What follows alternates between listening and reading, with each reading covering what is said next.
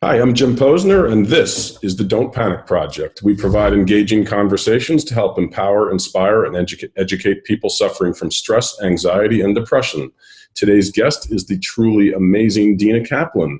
Dina is a very successful entrepreneur, and she's currently the founder of The Path, and we'll talk more about The Path a little bit later on in this conversation.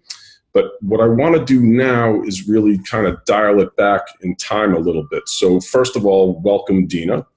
Thanks, Jim. I'm so glad to be here. What an important topic that I can definitely speak to as well. Yeah, I think our viewers and listeners are going to really find your story very interesting. So why don't we kind of get right to that? You know, in 2005, you founded a company called Blip TV. In 2010, Fortune magazine named you one of the most powerful female entrepreneurs in the country. I think I also saw somewhere that Forbes had you at one point as one of the 30 under 30 up and coming people to watch, or, executives to watch. Yeah, I think it was Fast Company, Women of the Web 2.0. But yeah, anyway, I was very fortunate to have a lot of opportunities in the press to speak at conferences. I was very, very fortunate. And you founded some other really prestigious networking groups, and you were really regularly meeting with some of the most powerful people on Wall Street and in Silicon Valley. I've seen pictures of you with Michael Bloomberg and Warren Buffett. So here you were kind of, on top of the world, but then something happened. So if you could kind of tell us about Blip TV and how that started, and then, your kind of journey to where you are now. Yeah, happy to. And thanks for the opportunity. It's funny. If you look at me from the outside, my life looked really great. And it's also deeply ironic, richly ironic, that I was held up as this role model for all founders, or really especially for women founders, but I was playing a role the whole time. So you asked just now, Jim, what was that like? What happened at Blip? So what happened at Blip is we were 5 first-time founders. We didn't really know what we were doing, but we had a great idea. We were making it possible for people who had an idea for a TV show, but without network connection, to just do the show, and we would provide the bandwidth and the servers, all the back-end stuff that you need for a successful web show. We would help people distribute that show across the web into TV sets and to mobile phones, which was harder then than it would be now. And then we brought advertising on their shows so that they would actually make money and we would make money too. So it was a great way to democratize the media, and I really believed in it, and we were all very well-meaning. And we friggin' did it. I mean, we raised tens of millions of dollars in venture capital money. We had all these big names behind us. You're right. I was spending time with Warren Buffett, Sheryl Sandberg, all of the big name people on Wall Street, really the world, people that were making impact on business. And yet what happened is, as the company doubled and tripled and then quadrupled in size, I got promoted from within. So as co-founder, I ended up being COO, which means I'm running all the operations of the company. But I completely lost myself. I got to be pretty good at my job. There were things in retrospect I was good at and things that I wasn't so good at, but I was pretty good at my job.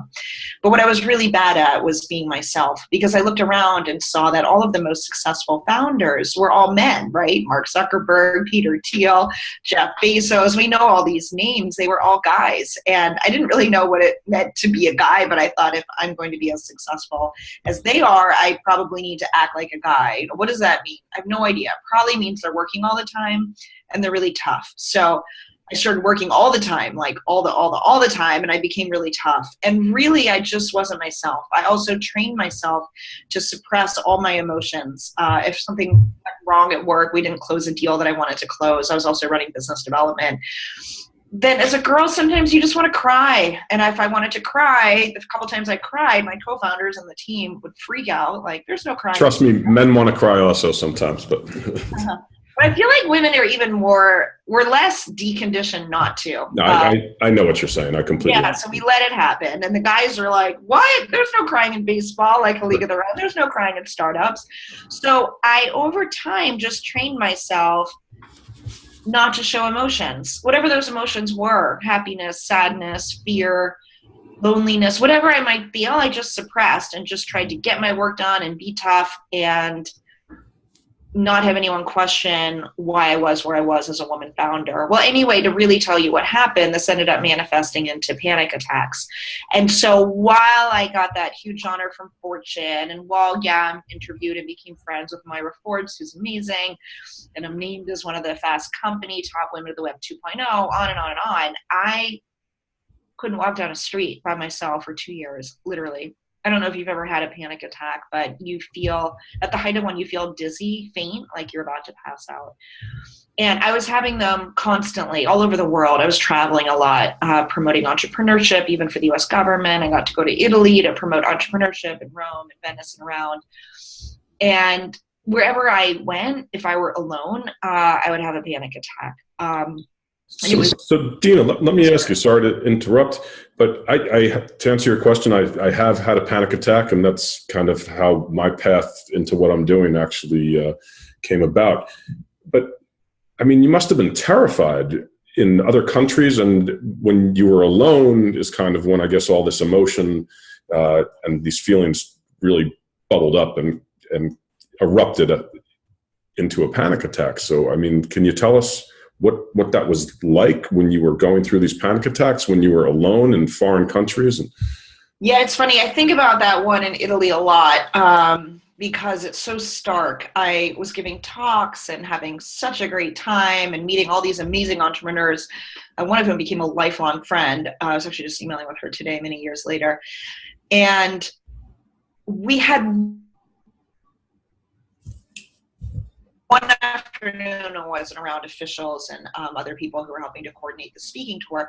And I remember I was in Florence and I got an ice cream at my favorite place. I think it's called Vivaldi. And I had the ice cream in my hand, and my favorite kind of ice cream, and my favorite ice cream place actually in the world. And I had a panic attack. And that feeling is just that I can't walk, because if I try to cross the street and I don't make it, I might pass out, and then a car or whatever will roll over my body. I won't even look good for the funeral, to be vain about it. And I remember I just sat down on a curb in Florence, and my hotel was really only 8 or 9 blocks away. I could have walked there in a few minutes. But I couldn't get up because I didn't think I could make it across the street with traffic going by. And so I just sat there, and I sat there for hours and hours and hours until it was dark. I think I finally got someone to walk me back to the hotel. We called a doctor, and the doctor asked this very prescient question that I just ignored, which was, have you ever felt anxious, or have you ever been treated for anxiety? I'm like, what are you talking about? I'm this awesome female entrepreneur. So it's completely went over my head. And then I was in Greece a few months later, and I was touring a site, and I realized I only have 1 bottle of water. What if I need 2? What if I need 3? And I had a panic attack, and I just sat at this archaeological site, again, for hours, just praying that there would be a boat to take me back to the island that I was staying on. It's quite a way to live your life. I mean, in New York, I could not cross. I was living in New York. I couldn't cross the street on my own for 2 years, and I couldn't take the subway. So I'm on a startup salary, and I had to literally find someone to walk with me and make an excuse for why they had to, or take a taxi literally every single place that I went for 2 years. And so the story is that finally one day, I remember the date, it was November 11th, 2011. 11. Yeah, exactly. Oh, that's funny. I never thought about that. For some reason, I had a taxi drop me off across the street from my office. I don't remember why. But for whatever reason, I was across the street and get off. So I remember leaving a utility pole, just praying the light wouldn't turn green, because I didn't have the confidence to make it across on my own. And in that moment, something snapped in me, and I wasn't really mindful, and I wasn't meditating regularly, but my body just said, we're done. And that message finally reached my brain, and so it's like this voice came to me that said, you need to get out of here. You need to lead the exact opposite life in the exact opposite part of the world. And in that moment, I decided to leave everything that I'd worked 7 years for just completely behind in a second. Wow. Really, really drastic realization. Amazing. So what did you do to leave everything behind? I know. So I went to see my parents that weekend, and I asked them, would you support me if I leave the company? To which they asked, do you have anything else in your life? And I had to pause and say, well, let's find out. They said they'll support me no matter what. They believe in supporting whatever decisions I make in my life. And I did a transition with the board. I did everything right. And then when everything at the company was ready, I booked a one-way flight to Bali. Such a cliche, but it's good to have a sense of humor about your life at these times. Right. I booked a one-way flight to Bali, and I flew 6 days later and literally left everything behind. So when you got to Bali, did the panic attacks immediately stop, or were you now anxious about, oh my God, what did I just do? What did I leave behind? I mean, it could kind of go either way. Yeah, I mean, this was not rational. This was not the mind thinking. This was a voice that came to me that said, you need to go get healthy. You need to get out of here. So I actually did a 3-day layover in Singapore on my way to Indonesia because I'd never been there, and it felt like a bridge between my work world. I mean, I was in 7 meetings a day, if not more. The whole day was just packed with meetings and phone calls and press and operations and all of the mishigas of being COO of a super fast growing company with gazillions of VC dollars behind you. So to think about going from that to, I imagine being in a hammock in Bali with like green palm trees and who knows what around me. So I did 3 days in Singapore as a transition, which felt like a good bridge. And it's funny, I got off the plane and I was okay. I always felt really safe in airports because I thought if I collapsed in an airport, like someone's going to find me, a guard or something. So I felt very safe. Whenever I walked into an airport, it was like I could breathe a sigh of relief. Or if I were on a plane, I knew I would get taken care of, or in a taxi, I felt safe. But so I walked out of the airport, I had a taxi there and I went to my hotel. And then that first day when I woke up in Singapore, holding on to the side of buildings. And I'm thinking to myself, like, what am I doing? Like, I know I need to be here, but I was having panic attacks in New York, which is where I know a lot of people and I speak the language and I have a home here and I have an infrastructure supporting me. Now I'm in this place where I really don't know almost anyone, foreign country. What am I doing? But it was just step by step. I knew that I would get to being healthy. So I ended up traveling the world for 2.5 years. I went from Singapore to Indonesia, Sri Lanka, London, Bhutan, Bali, Bhutan, Myanmar, Vietnam, Laos, on and on and on and on, covered most of the world. And it was at the time that I found meditation, which we can chat about if you want. There were certain inflection points. But I will say 3 months into the trip, it was funny, I had to fly back to the US. I was so sad, but I had booked a talk at South by Southwest, which is like what every founder at the time was dreaming of. Like, I got that. And then I was so bummed because I was taking a scuba diving lesson, which is a whole nother story because that was a big fear of mine. And I was still having problems breathing above ground, let alone under the water. But I was starting to conquer fear, and I was taking the scuba diving class, and I loved the class. And I was so sad to leave that night that I had to leave the class in Koh Tao. Was the night that I was going to be in Boston water and Koh Tao and going to the full moon party. I had to go back to Koh Samui to get a flight back to the U.S. Anyway, that night in Koh Samui was my transition from the beginning of the travels to back to a quick trip to the U.S. I remember rooftop and I went up to the roof, and it was sunset, and it was gorgeous. The pool was gorgeous, and the view was gorgeous, and I swam on my own. And I was crying. I had the water from around me. I'm crying as I tell you this story. I had the water around me that I was swimming in, and I had the tears from my face that were streaming down me because I knew that I was healthy now, because I had the confidence to even go swimming by myself on a rooftop pool in Koh Samui. And by even month 3, I was starting to become myself again. That's great. That's great. I mean, I think it's actually, I know you went to Bali, and as you said, it sounds a little bit cliche, but I also think it's pretty brave because you went there alone. And for people that don't understand what it's like to actually go through a panic attack, and you were describing, it genuinely feels like you feel like you're going to die. You feel 100%. You feel like you're having a heart attack. You start to amp up your anxiety about, I'm going to die. And so for you to actually go and travel alone, I think was pretty brave. Thanks for recognizing that. I mean, this was not a rational, like, okay, here's how I'll fight the panic attacks. This was just some angel, something, I don't know what, something telling me, get out of here, get healthy. Yeah. In the end, what I do believe in so strongly is following your intuition. I didn't do it at Blip at all. I was living 100% in the should. not in what is me and my intuition. And my intuition was just get out of here. And the wisdom behind that intuition, probably, it might have, I don't want to say saved my life. It definitely saved me. I completely understand. I wrote one of my more popular blog posts is mindfulness meditation may have saved my life. So I saw that. I completely get it. So let me ask you now, you're back stateside now, correct? I am. I travel way too much. It's a little bit of an addiction. But since I don't do drugs or drink alcohol, I'm jealous of that addiction. But so coffee and travel. But no, I'm in Santa Monica for the winter. And then to do some writing, and we're launching this huge retreat. It's very exciting. Awesome. And I'll be back in New York in April. I'm going to take, we're offering at The Path, my company, we're offering a compassion teacher training program, which I'm really, really excited about. And I'm going to take it myself. So I'm moving back to take it. Nice. I saw that and I was very intrigued by it. And I would like to talk a bit about compassion in a few minutes, actually. But so what did you do? What do you do now to stay healthy, as you said, and, avoid falling back into the anxiety, stress trap, so to speak?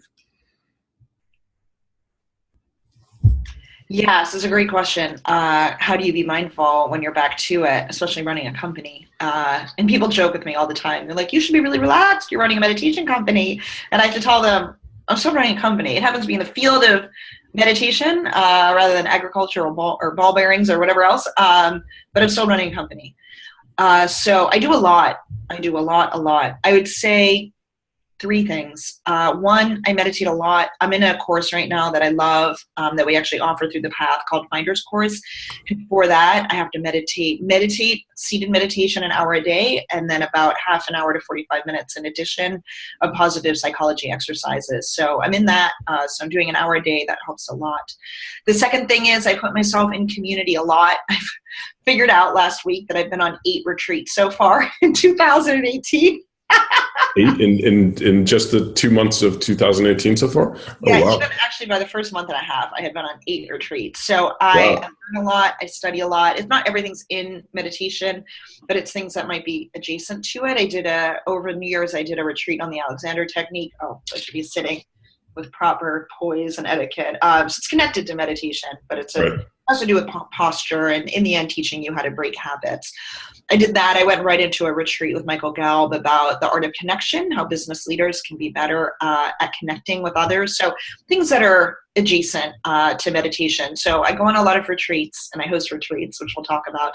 So that would be number 2. The third thing is absolutely huge, which is that I am constantly reminding myself that my emotions and my responses to everything are choices. So it is a choice to be mad at someone. It is a choice to let someone that jumps in front of me in line when I'm getting a coffee to be aggravated by that. It's all a choice. And so more and more and more, and this is just applying mindfulness in those nanoseconds in the day. If someone does something bad or says something you don't like, I am making the choice as often as I can to just respond with love if I want to. I mean, sometimes people don't do great things, and you might choose to respond snarkily if someone's snarky to you, but you might also choose to just let it go or choose to respond with love. And so throughout the day, I'm just reminding myself to do what I call level up when it's appropriate. So those 3 things keep me mostly sane. I'm not an angel, but I'm pretty good. Hey, what fun would that be, right? So, so I mean, you've, through your mindfulness practice and your meditation, you've obviously been able to kind of cultivate this higher level of awareness of your thoughts and your feelings, and also regulate your emotional responsiveness. So you have the ability to kind of take that pause and make a choice. So that is in Finder's Course, they talk about. Oh, sorry for a second. In Finder's Course, they talk a lot about different tricks that you can use or tools you can use. I don't want to say tricks, but so one of them is cancel. So if I have a thought in my mind about something in the past or just something that's not helpful to my day, I'll just say to myself silently, cancel. I choose to cancel that thought. It's great. It's a great tool. So a couple of interesting things that I've read about you. You had this one article that you wrote, and it is an article about not apologizing anymore. And I love that. So can you talk a little bit about the mindset behind apologizing too much and why you decided to not apologize anymore? Thanks for reading that. I love that article. Yes, it's called I'm Not Sorry. Really resonates with me also. Thank you. I mean, in a way, it's nice even to make decisions like that, like not saying sorry or not saying the word like or different things, because it forces you to be mindful throughout the day of what your speech patterns are and to realize that you have a choice about the words that you use. So I love that article because here's my very high level thinking on that, since your community is mindful and you guys will get this. So I'll talk at a very high level, but I think the basis of Buddhism, meditation, all of this stuff that we're talking about, the basis is values. I mean, we would hopefully not want to teach meditation to the most evil people out there, because that will only make them more powerful. So in theory, the idea is to start with values and then layer on meditation on top of that. So whatever your values are, they don't have to be the same as mine, but mine, I subscribe to the core Buddhist values of no lying, no killing, no stealing, no intoxicants. There's a set number of values that many Buddhists take, and I take those. And so as long as I live by those, whatever happens during the day is coming from a good place. It's coming from a place of values. And so I shouldn't have to apologize at all. And it's, I mean, the kind of, I don't want to say new age, but this sort of new age way to talk about it would be that you're giving away your power. I'm not exactly sure what that means, but I think as long as you're living with good intentions, just live your life. And it's very empowering if you're late, which I was today for recording this, to just say, I'm running late, period, or I didn't organize my day well, or as I told you, I'm very in it with planning this retreat, and just let that speak for itself, and hope and know that you understand that I'm choosing to live with values. I know that I am, and so I don't need to feel badly myself. You know, something happened and I had a little bit of an emergency on a spreadsheet I was needing to send to someone, so I had to finish that, and so I did. And so I'm not angry at myself for that, because I did the best I could do. I love that. I also think that when you constantly apologize and say you're sorry, I think you're demeaning yourself a little bit in a certain respect. And sometimes, by the way, it's insincere. I give an example in that article of a very kind gentleman I just met for brunch, and I barely knew him, and he ended up offering to drive me across town in London. Who knew that we were going to get lost and be stuck in crazy traffic and see it was 5 times further than we thought it would be. So what I think he and I both thought would be a 10 or 20 minute ride ended up being an hour and a half ride. And he kept apologizing. And yet I barely knew him. He offered to drive me. And it was maddening, actually. It felt like a non-values sourced person, because he kept apologizing. But I'm thinking, God, this is horrible for you. So you have to go back. You don't even know me, and you're doing the best that you can. Yeah, and what I meant by demeaning to yourself is it's not sincere when you're constantly apologizing. And it's just that you're kind of making excuses for yourself. And I was going to say, it's like making excuses for not living with values. And so not to be too tough, because I guess if you're reading my articles, I wrote this big article that I love about why I'm over authenticity, because I think it's not enough. I think people should try to be authentic, but the real power move is to layer over authenticity, empathy, and kindness. So choose to live with these values, or whatever yours are, and then live with them, and then don't apologize. And hopefully they're moral, whatever those values are you to live with, right? Yeah. So great. So, hey, can you, you know what, actually, I want to step back quickly. We were touched on compassion. So compassion is actually something that's come up a lot in these conversations I've been having with people, and quite frankly, with people that I wouldn't necessarily think who have a compassion practice have been talking about their compassion practice and how it's really helped them. So can you tell us a little bit about what compassion practice means to you and how it works, and maybe some of the psychology behind it? So it's everything. I mean, it is actually what the Dalai Lama, if you were to ask him what type of meditation should I practice, because a lot of people don't know, but there are many different types of meditation. So if you were to ask the Dalai Lama, what should I practice? And he's going to have been very schooled in mindfulness. And he today would say, you should start with compassion and then move on to compassion and then close with compassion. Right. I mean, look at what's happening with politics, with the violence that we have in America now. And if you even go beyond how we should react to it, think about what's causing it, is just a lack of compassion that people are showing young people, especially. That's when all the issues start, right? And so I think that there's nothing more important in America in terms of day-to-day life that we can do than be compassionate with each other, to be compassionate with young people, and with old people, with everyone in our lives. And people will act badly. They will. You know, it's stuff, mishigas coming up from childhood issues that people have with their parents or whatever it is, feeling rejected, feeling lonely, stuff that could have happened when they were 3 or 4 or 5 or 6 or 7 years old. And so people will act badly. And so then it goes back to that third thing that I do to try to stay mindful even while running a company now. And that is that it's our choice to respond to someone acting badly by responding back with anger. So sometimes that's the right thing to do. Churchill did a good job of that. Thank you. We could choose to just shrug our shoulders and move on, or you can choose to actually respond to meanness with love. And it's funny, I was just thinking about this story that happened probably a year ago, but I was walking in Soho and somebody bumped into me, boom, like that on the street.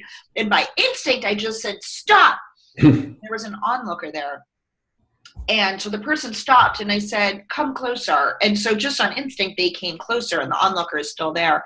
And I said, I just want to ask, are you having a tough day? Did you have a tough morning? Is something going on? And I'm going to cry telling you the story. And they looked at me and said, yeah, I had a really rough fight with someone I love this morning. Oh my God, I'm going to get emotional. And so I said, I understand that. Can I give you a hug? This is a stranger. So we hug on the street. The onlooker is like, oh my God, I've never seen anything like this. And I said, I just want to send you off for the rest of the day with good energy and let you know that somebody cares. That's beautiful. That's a moment of compassion. And it's sort of like, why not? Right? What was my other option? To be pissed for the rest of the day?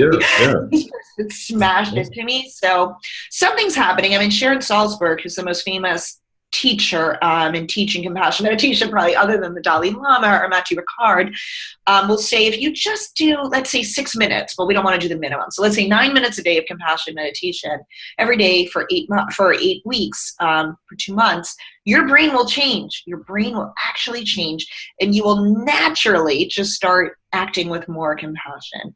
I mean, why not, right? Why not? It works. I love Sheryl Sandberg, and the book you're referencing is Loving Kindness. So I've done it. I have been on a retreat with her, and I actually told her that, believe it or not, when I first heard of the loving kindness practice, I was like, oh, this kind of sounds a little corny to me and so forth. But it's actually something that I do more than anything nowadays. You know, if I'm going for a run, I might kind of just go through this little loving kindness mantra from her book. And there's a shift in your mindset when you do practice. I mean, there's really a shift in your brain. Yeah, absolutely. She's leading our big retreat that I should be sending the invites out for now. So yeah. Okay. So so why don't we get to that? So why don't you tell us about what you're doing now and how we can find So I got an insight during the trip when I was on retreat in India. I know, another cliche, of course, but it really did happen. I was on a 10-day silent retreat, and I had this intuition that 87 hours into meditation,